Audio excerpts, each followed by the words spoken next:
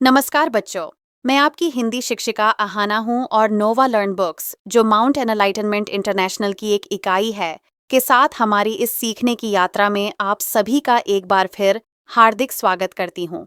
आज हम हिंदी व्याकरण के अध्याय कहानी लेखन के बारे में सीखेंगे। कहानी भावों और विचारों की सुंदर अभिव्यक्ति होती है और कहानी लिखना एक कला है। इस अध्याय में हम जानेंगे कि एक अच्छी कहानी के मुख्य अंग कौन कौन से होते हैं। शीर्षक, कथावस्तु, पात्र, उद्देश्य और संवाद। हम यह भी सीखेंगे कि कहानी लिखते समय घटनाएं क्रम में हों, भाषा सरल हो और अंत में कोई शिक्षा अवश्य मिले। उदाहरणों और अभ्यास के माध्यम से आप रोचक और प्रभावशाली कहानियां लिखना सीखेंगे। अध्याय 19 कहानी लेखन। भाव और विचारों की अभिव्यक्ति ही कहानी है एवं कहानी लिखना एक कला है। इसके मुख्य 5 अंग होते हैं। जो हम अपने भाव जो इस व्यक्त कर रहे हैं वो ही कहानी है। और कहानी के 5 अंग होते हैं: शीर्षक, कथावस्तु, पात्र, उद्देश्य, कथोपकथन। सबसे पहले शीर्षक। शीर्षक कहानी का मूल भाव प्रकट करता है, अतः यह आकर्षक व रोचक होना चाहिए। जो कहानी का शीर्षक है, जैसे चैप्टर का जो नाम है, वो उससे हमें काफ़ी कुछ पता चल जाता है। अच्छा, इसमें ये वाली बात होगी, अच्छा इसमें ये वाली कहानी होगी। तो जो शीर्षक लिख रहे हैं हम, वो भी इंटरेस्टिंग सा होना चाहिए। कथावस्तु। कहानी के पात्रों से संबंधित विवरण को कथावस्तु कहते हैं। जो उसमें कैरेक्टर्स हैं, उनसे जो उनका जो विवरण दिया हमने, वो कथावस्तु है। पात्र। कहानी जिन व्यक्ति, पशु, पक्षियों आदि के आधार पर तैयार की गई है, उन्हें कहानी के पात्र कहा जाता है। उद्देश्य। जिस प्रयोजन से कहानी लिखी जाती है, वह कहानी का उद्देश्य कहलाता है। कथोपकथन। कहानी के पात्रों द्वारा किया गया संवाद कथोपकथन कहलाता है। अब जो कहानी होती है, उसमें जो कैरेक्टर्स होते हैं, वो आपस में बात कर रहे हैं कि उसने इससे कहा। जैसे ये वाली बात है, ये गांव में 2 आलसी रहते थे, एक का नाम था टिंकू, एक का नाम था मिंटू। तो कहानी के जो पात्र हो गए, वो तो टिंकू और मिंकू हो गए। अब टिंकू और मिंकू कथोपकथन में क्या आ गया? कथोपकथन में ये आ गया, जैसे ये वाला डायलॉग, चलो आज हम कहीं घूम आए। टिंकू ने कहा, हमने शहर नहीं देखा, चलो आज शहर को देखकर आए, आज रात वहीं रुकेंगे। तो ये हो गया हमारा कथोपकथन। अच्छी कहानी लिखते समय निम्न बातों का ध्यान रखना आवश्यक है। कहानी लिखने से पूर्व उसकी एक रूपरेखा अपने मन में अवश्य तैयार कर लेनी चाहिए। पहले अपने मन में, जैसे कहानी का जो नाम है, आलस्य का फल, इसका मतलब क्या लग रहा है? कहानी के में ये बताया गया है कि आलस्य करना बुरी बात है और आलस्य करने से ये नुकसान होते हैं।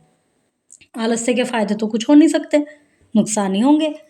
तो इसके अपने मन में पहले तैयार कर लें कि मैं इसमें क्या क्या लिखना है मुझे। फिर कहानी से आरंभ से अंत तक की सभी घटनाओं को क्रमबद्ध रूप में लिखना चाहिए। जो भी कहानी लिख रहे हैं, उसमें जो इंसिडेंट आप बताना चाह रहे हैं, उनका एक सीक्वेंस होनी चाहिए। कहानी में रोचक घटनाओं का समावेश करना चाहिए। कुछ इंटरेस्टिंग सी घटनाएं उसमें डालिए। कहानी के वाक्य छोटे छोटे हों। कहानी का उद्देश्य स्पष्ट, अंत प्रभावशाली व शिक्षाप्रद होना चाहिए। जो उसका उद्देश्य है वो स्पष्ट होना चाहिए। उद्देश्य क्या है आलस्य के फल में? क्या आलस्य करना बुरी बात है? और शिक्षा जो भी इससे निकलेगी वो भी स्पष्ट होनी चाहिए। शिक्षा यही निकलेगी कि देखो, इस बात से हमें शिक्षा मिलती है कि हमें कभी आलस्य नहीं करना चाहिए। इस तरह से ये कहानी है कुछ, इनको पढ़िए, इंटरेस्टिंग है। पढ़ते ही ये वाली कहानी। चोरी पकड़ी गई। धान की रोपाई के दिन बीत चुके थे, मतलब बोने के।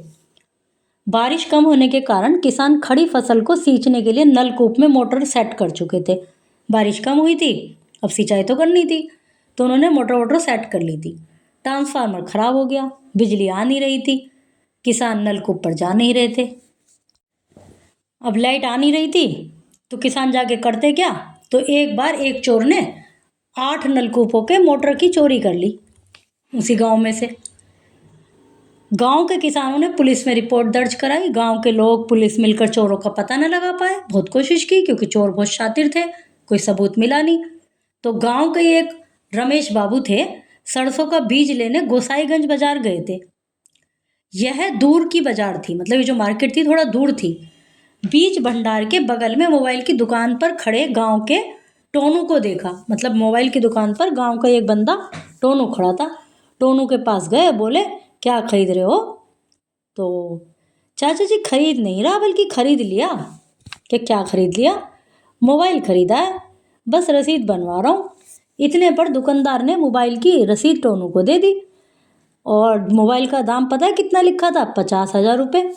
टोनू ने रमेश बाबू को मोबाइल भी दिखाया तो रमेश बाबू ने कहा, बड़ा महंगा मोबाइल है भाई, इतने पैसे कहाँ से आए तुम्हारे पास? और वो डर गया। जी जी जी चाचा जी, गेहूं बेचा था, उसी के पैसे हैं। घबराते हुए लहजे में टोनू द्वारा दिए गए जवाब को सुनकर रमेश बाबू को उस पर कुछ शक हो गया। अब टोनू नमस्कार करके वहां से चला गया। रमेश बाबू भी घर के लिए निकले। रास्ते भर सोचते रहे आखिर इतने पैसे आए कहाँ से। छोटी सी खेती है इसकी, 20 कुंटल गेहूं पैदा हुआ होगा जिसकी कीमत 25,000 आई होगी। इतना सोचते सोचते दिमाग में आ गया वो जो 8 मोटर चोरी हुई हैं। 8 मोटरों की कीमत भी 50,000 के आसपास होगी। मोबाइल और मोटरों के रेट आपस में मेल खा रहे हैं। मोटरों की चोरी में टोनू का हाथ हो सकता है।